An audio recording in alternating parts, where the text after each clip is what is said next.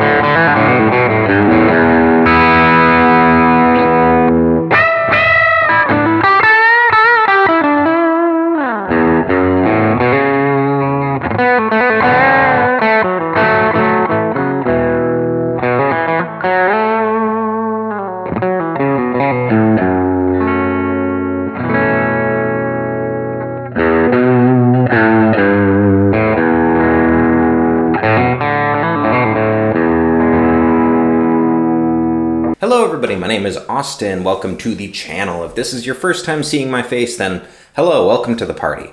If this is not, I'm going to ask you guys to go down below and subscribe.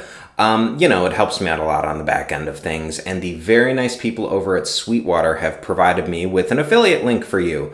So if you've been shopping for an American Pro 2 Telecaster, I would encourage you to go into the video description, use my link to buy it, and let's talk about what this guitar makes me so happy. And this guitar makes me so happy because, I mean, you're looking at, you guys, prepare yourselves. You're looking at a revolutionary guitar here, a butterscotch blonde Telecaster with a maple fretboard. We've seen it 8,000 times, right?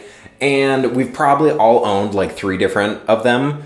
But this one feels special and it feels different, and it has the perfect amount of modern player-centric upgrades. Let me explain. So we have the normal Telecaster. It's obviously, I mean, my God, look at it.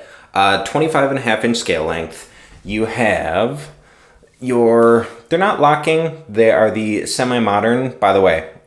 These feel different than they used to. What I mean is these are the same tuners that they've put on, like, they put them on the Player 1 series. They put them on a ton of stuff. These feel like they have a different ratio. These feel like a more premium tuner than the ones that look like this used to feel.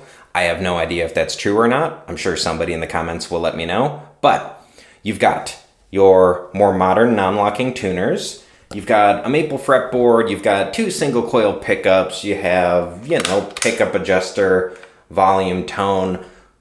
On the surface, that's it, but that's not even close to it. What I mean is the moment we move below the headstock, things start to get interesting. This is not a normal C-profile neck. Again, so this is the American Pro 2 line. This is not like a specific, 50s model, 60s, 70s model. It's not anything niche like that. This is like a big flagship line, right? Like the American Pro 2 is one of their big flagship models for their Strats, Tellies, that kind of a thing. I think it's very interesting that they went with a different neck profile. This isn't a C neck profile, this is a deep C. Oh, exploring the deep C. I don't know. What I mean by that is it just fills out your palm a little better. You know, I like the Fender Modern C. I think it's almost kind of like become a generic neck shape at this point that you'd find on any kind of like Sire guitars or even Epiphone guitars, Squier guitars. They all kind of have a similar, it's a C-shaped neck. I like this much more. It feels unique. It feels different. They have a really, really nice high quality feeling satin finish on the back, which I appreciate very much as for like a modern amenity. So we have a deep C neck profile that is absolutely tremendous, supremely comfortable. We have rolled fretboard edges, which is very nice. The fretwork on this guitar is flawless, which you'd expect. I'll get to the price toward the end. Down here toward the back, you also have a nice little heel carve, which is very nice. They went with, it's just that kind of thing where if you find yourself in a situation where you end up way down at the bottom here, even if you don't think it's important, it's a nice little extra touch so that you don't have to do that little bit of extra worming around a big square block on the back of the guitar. Like I said, maple fretboard, your scale length you're used to. These pickups are another thing that's new. So you don't have any kind of like belly carves or anything on this model. They did keep the body shape outside of the heel joint, old school Telly, which I like. The pickups are different. The pickups are new and exciting and designed by Tim Shaw. Wow. These are Fender's new V-Mod single coil pickups. V as in Victor for those with the NATO alphabet. And, it seems like every couple of years Fender will come out with a new version of their single coil pickups that they've had for, 75 years at this point. But I will say these feel very nice. And it's a very welcome addition to what looks like an old-timey 50s guitar. If you read the Sweetwater description, this whole guitar is for player-centric upgrades to what is visually a classic, which I really, really think more of the big boys, your Fender, Gibsons, Gretsch, need to lean into. Those that have legacy brands going back to the 50s and 60s. And these pickups are a perfect example of it. So the goal on this in the Sweetwater description is to retain the twang that is so associated with this model, but bring a little more clarity to it. And I think they do a really good job of that. You still get that telly in the bridge, but don't very much still there. I will say it's not as present as I have another telly back there that is a Squier Classic Vibe 50s telly. The twang is a little less present on this. Again, less present, it's still very there, but what you get in return is a lot more clarity. I mean, particularly in the neck pickup, in the middle, you get everything you want out of these pickups. The neck is big and open and clear and communicative, if that's a word.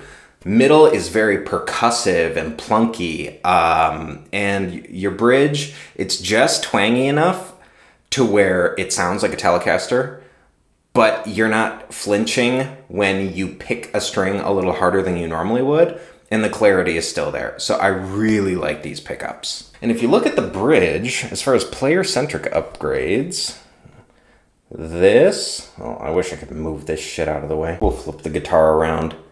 The bridge is only an ashtray on the back. It cuts away down to probably a third of the height that a normal ashtray would. Let me try to run my finger over it. Boop, boop, boop.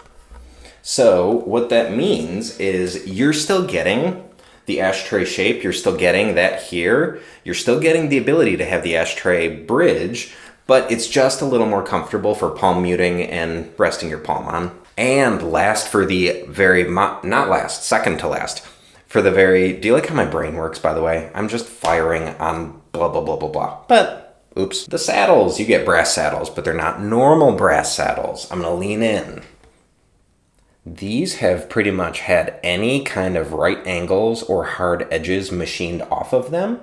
They almost look like big old brass pills that are 3 of them sitting there that you're supposed to take 3 days in a row to get rid of an infection. And last but not least, you have a nice little electronic upgrade here, which is a series parallel switch for the bridge pickup. It's a nifty little feature, not something I typically use. I think I'm in the camp of most people when they buy or grab a butterscotch blonde telly, which is why I think this guitar is going to be so popular for so many people, which is this. So the whole description, right? Player-centric upgrades.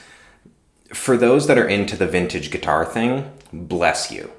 Here's what I'll say is every vintage guitar I've ever picked up to play, it's harder to play than I expected it to be. There's little things you miss in your playing experience as time wears on that you didn't realize you appreciated so much about modern guitars. Whether it's a fretboard radius, by the way, this has 9.5 fretboard radius.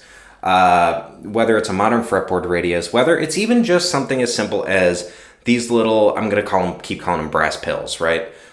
The OG Telecaster saddles, they do tend to poke your palm a little bit.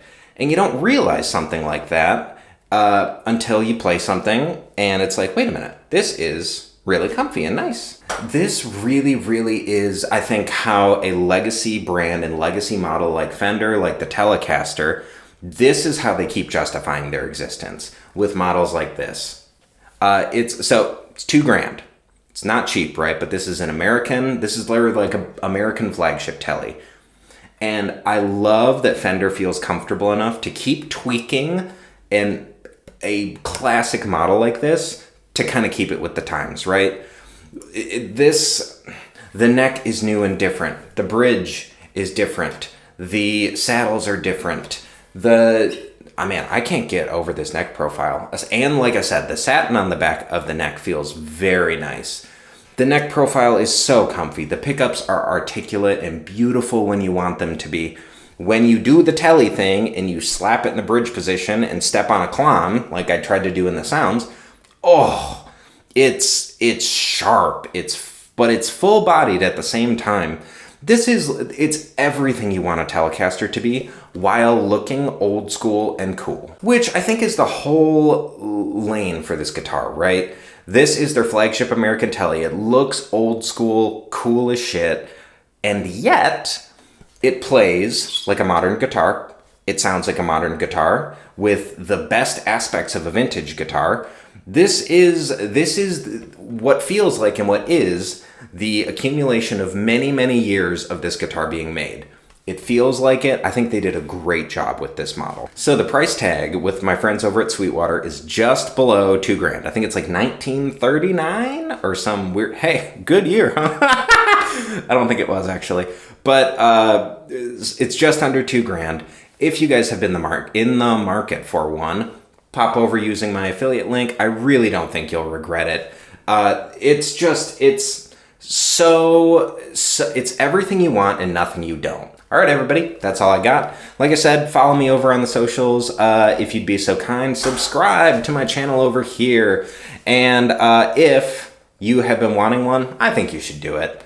I mean, look, nobody is ever going to go wrong with a butterscotch telly. It's iconic. And the pickups and the neck alone, in my eyes, make it worth it. It plays flawlessly, sounds beautiful. I love this guitar. All right, everybody, take care.